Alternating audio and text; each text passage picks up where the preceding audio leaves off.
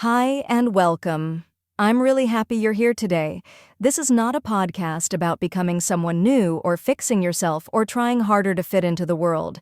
This is a calm space where we slow down and talk honestly, like two people having a real conversation. Today I want to talk about confidence, but in a very different way than usual, because most of the time when people talk about confidence, it feels loud, aggressive, and unrealistic. It feels like you're being told to change your personality, to speak more, to be more visible, to be more confident in a way that doesn't feel natural to you.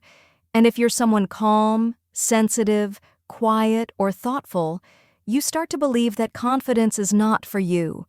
For a long time, many of us believe that confidence is something we don't have. We look at other people and think they are confident because they talk easily, they don't hesitate, they don't seem to care what others think. And slowly, we create a story in our head that says, "I'm not like that, so I'm not confident." But this story is not true. It's just a misunderstanding of what confidence really is. The problem is not that you lack confidence. The problem is that you were taught a version of confidence that doesn't match who you are. From a young age, we learn that confidence looks a certain way. It looks like being loud, expressive, social, and fast. It looks like always knowing what to say, always having an opinion, always being sure. And if you don't look like that, you start thinking something is wrong with you. So you try to change. You push yourself to act differently. You copy others. You force behaviors that don't feel natural. And instead of feeling confident, you feel tired, uncomfortable, and disconnected from yourself. This is where confidence slowly breaks. Not because you failed, but because you stopped trusting who you are. Many people lose confidence because they hear too many voices telling them who they should be. Be more outgoing. Be stronger. Be less sensitive. Speak more. Speak faster. And after a while, you stop listening to your own voice. You stop trusting your own rhythm. You start doubting even simple things about yourself. When you don't feel accepted as you are, confidence disappears naturally. Not because you are weak, but because you don't feel safe being yourself. Let me tell you something important. Confidence is not about becoming louder. It's not about changing your personality. It's not about being someone else.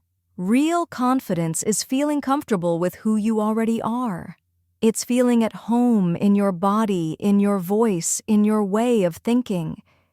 It's knowing that you don't need to perform to be accepted. Some people are confident and quiet. Some people are confident and slow. Some people are confident and observant. Some people are confident and sensitive. And all of these are valid forms of confidence. But when you compare yourself constantly, you lose connection with yourself. You stop asking, "What feels right for me?" And you start asking, "How do I look to others?" And confidence cannot grow in that space.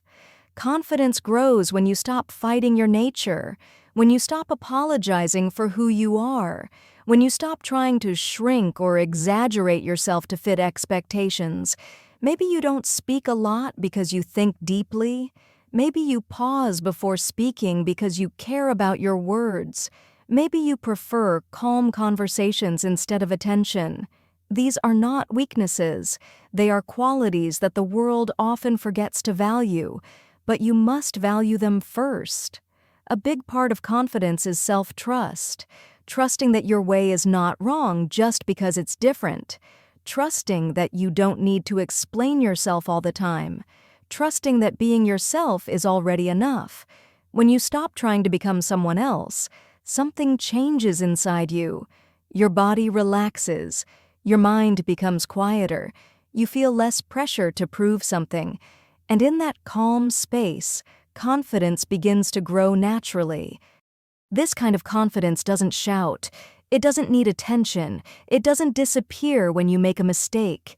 It stays because it's built on acceptance, not performance.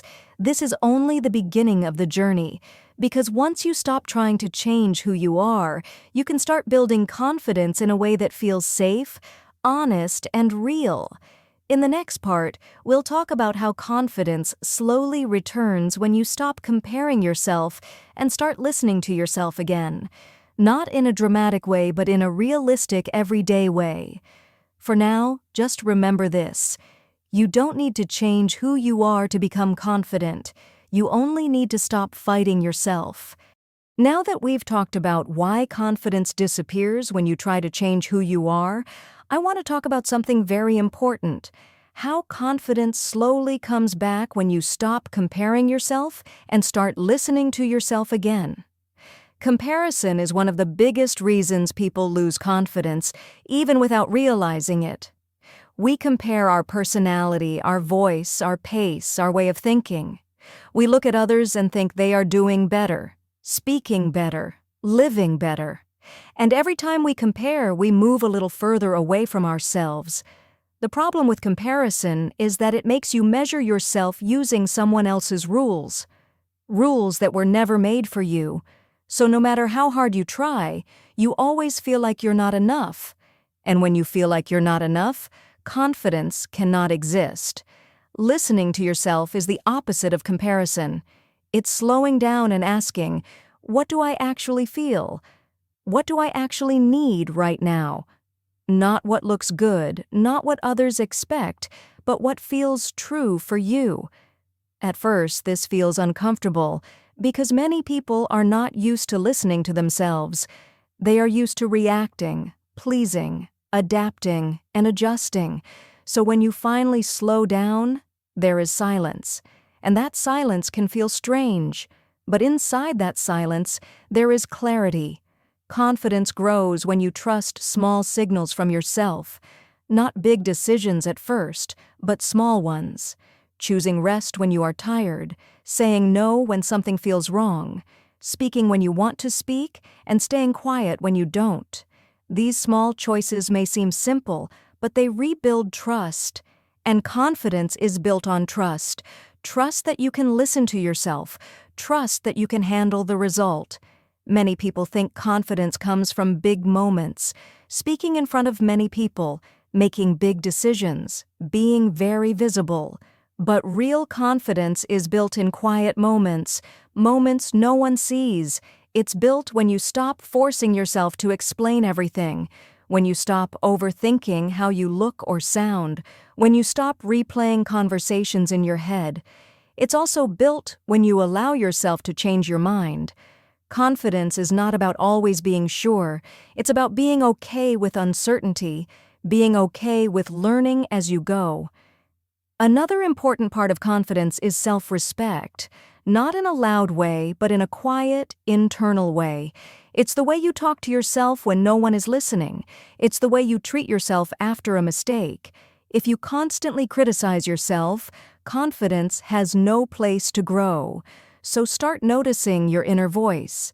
Is it kind? Is it patient? Or is it harsh and demanding? You don't need to be perfect. You just need to be fair to yourself. Confidence also grows when you accept that not everyone will understand you, and that's okay. You are not here to be understood by everyone. You are here to be honest with yourself. When you stop trying to be liked by everyone, you gain something more important. Inner stability. And inner stability is the foundation of confidence. This kind of confidence feels different. It feels calm. It feels grounded. It doesn't rush. It doesn't need validation. And the beautiful part is that once you feel this calm confidence inside, it naturally shows on the outside, in your voice, in your posture, in the way you speak. You don't force it. It happens naturally because you are no longer fighting yourself. In the next part, we'll talk about how to stay confident without losing yourself again, how to protect this calm confidence in a world that constantly tries to change you. For now, take this with you. Confidence is not about becoming someone new. It's about coming back to who you are. Now that we've talked about understanding confidence, reconnecting with yourself, and rebuilding trust, I want to talk about something very important: how to keep this confidence without losing yourself again. Because the truth is, the world will always try to pull you back into old patterns. There will always be noise, opinions, expectations, people telling you how you should be, how you should speak, how you should live. And if you're not careful, you can slowly disconnect from yourself again. Staying confident is not about becoming stronger. It's about becoming more aware. It's about noticing when you start forcing yourself again, when you start comparing again, when you start ignoring your own needs to please others. These are usually the moments when confidence begins to fade. One of the most important things you can learn is how to protect your energy.